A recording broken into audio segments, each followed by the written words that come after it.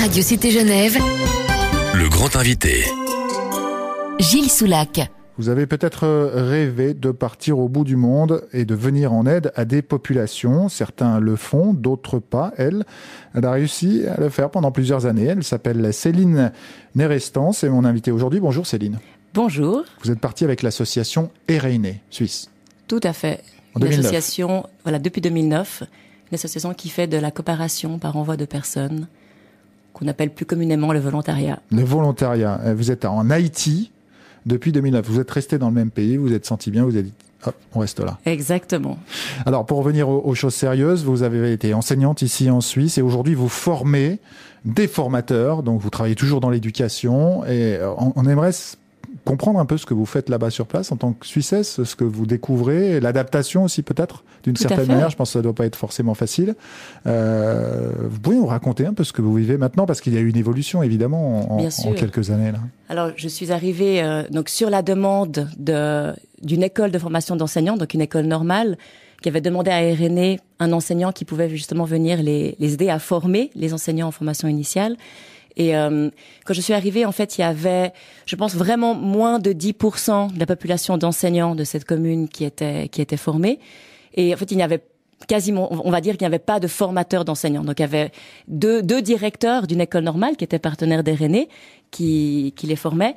Et puis, petit à petit, moi, d'abord, comme on disait, je me suis totalement d'abord laissée imprégner de, quelle est la réalité scolaire d'Haïti, la culture, la langue. Faut combien de temps pour ça? Je dirais... Deux ans? Ouais, presque. Au moins 6 mois.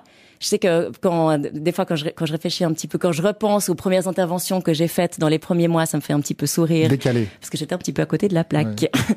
Et c'est vrai que, même encore maintenant, après de nombreuses années, je continue à avoir des prises de conscience, je continue à réadapter mon travail. C'est quoi à côté de la plaque par rapport à votre vie ici, par rapport à l'enseignement ici, par rapport à la capacité des personnes de recevoir, d'intégrer, par rapport au fait que vous êtes une femme aussi peut-être, tout simplement, je dis cela. Alors je pense plus par rapport à mes interventions en formation d'enseignants, par rapport à des idées d'activités que je voulais leur donner, des réflexions autour du métier d'enseignant.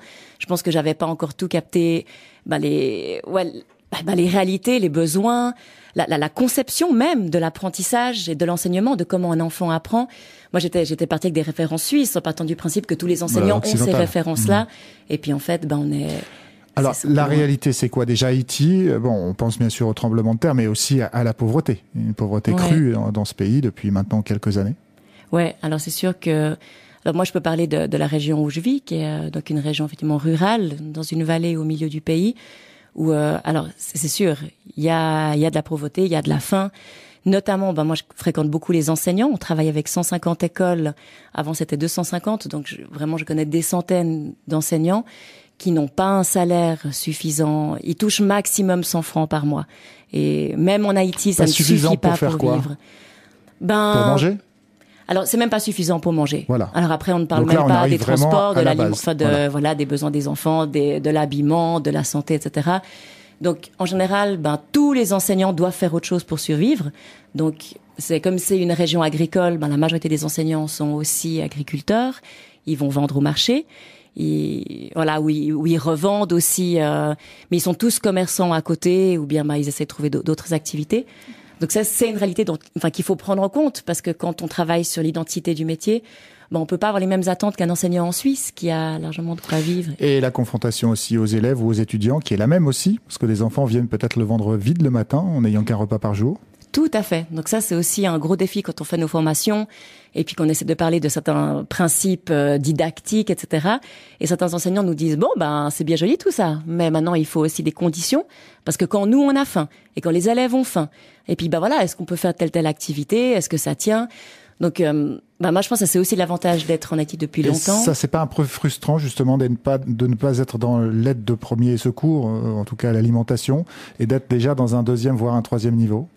Alors moi je le vis pas comme une frustration, parce que j'adore l'éducation, j'adore, et puis en fait ça nous pousse à être créatifs, parce qu'à un moment donné la situation elle est comme ça. Effectivement, moi je ne peux pas changer la situation de faim, mais ensemble on peut réfléchir à des solutions pour que ça se fasse au mieux.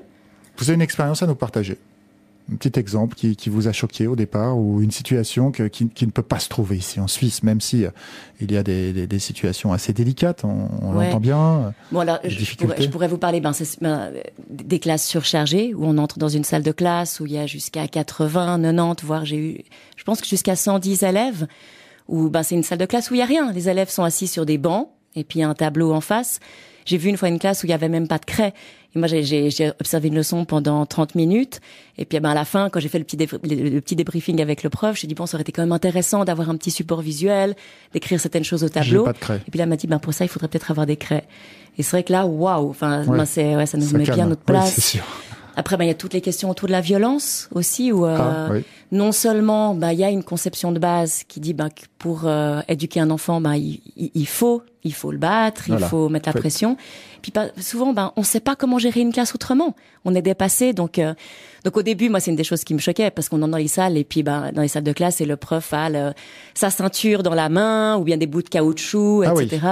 Quand même. Et puis, donc c'est vrai qu'en tant que bon il y a un Suisse, travail à ce moment-là, change. effectivement, au niveau de l'éducation, c'est clair. Autre point aussi, la place de la femme ou de la fille. Parce que l'école, on peut s'arrêter aussi très tôt. Il y a eu pas mal de scandales et pas mal d'associations qui se sont battues pour ces jeunes filles qui travaillent auprès des populations plus riches très tôt, donc qui arrêtent l'école, etc. Donc garder aussi les jeunes à l'école. Tout à fait. Alors, on essaie de travailler aussi sur ça, et notamment la problématique des restes avec, qui est en Haïti, où c'est pas seulement les filles, mais des petits garçons, des petites filles qui viennent de zones très, très, très, très défavorisées, très pauvres, et qui sont recueillis par des familles un peu moins pauvres, et puis, sous prétexte qu'ils vont aller à l'école, et puis, en fait, ils sont esclavagisés, vraiment. Ils sont utilisés. Donc, on essaye aussi de faire en sorte de les scolariser. Alors, on peut pas tout dire, parce qu'effectivement, c'est une interview limitée dans le temps. Il faudra une émission de 50 minutes, au moins, pour ce genre de situation. Mais qu'est-ce que vous retenez, vous? Parce que c'était aussi un choix personnel, une expérience personnelle, avec des idéaux, avec des rêves peut-être.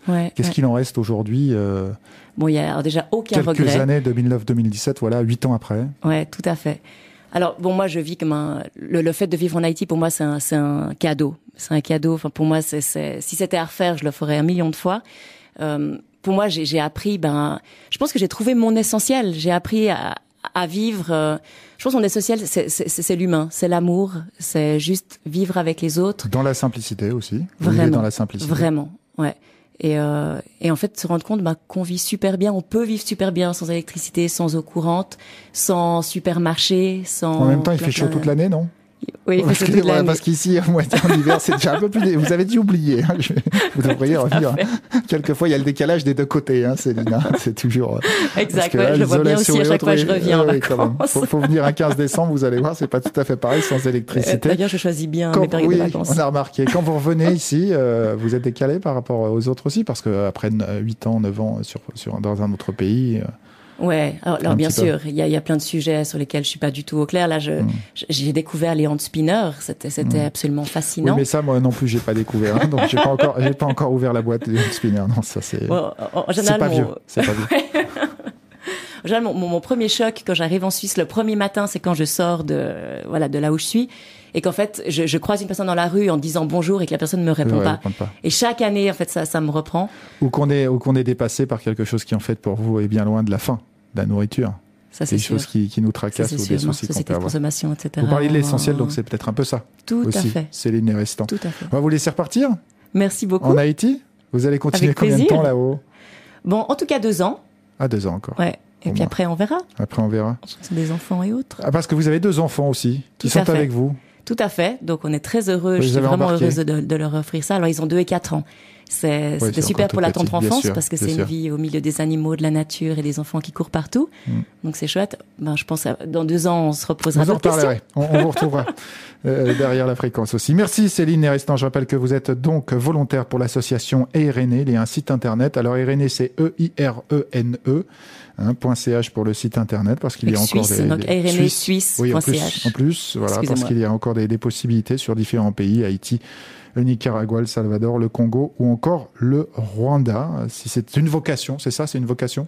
Bon, ça, je sais pas. Je pense que ça se construit aussi. Pour vous? D'accord. C'est bien dit. Merci Céline Nérestan et bon retour en Haïti. Merci beaucoup.